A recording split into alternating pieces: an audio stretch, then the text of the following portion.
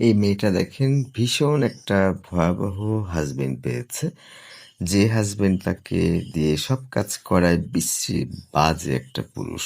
কিন্তু আমি অনেক ভিডিওতে বলেছি একটা কথা, এই মেয়েটা সেই কথাটাই বলছে যে গোসল করে সে লুঙ্গি ধয় না, সেটা তার ধুয়ে দিতে হয়।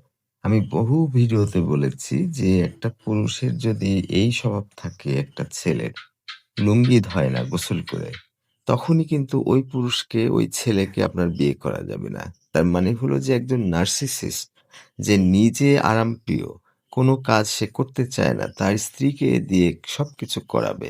এটা আপনি বুঝবেন কি করে? বিয়ের আগেই কোনো পরিবারের সদস্যকে দিয়ে দেখবেন যে লুঙ্গি সে গোসল করে ধয় কিনা।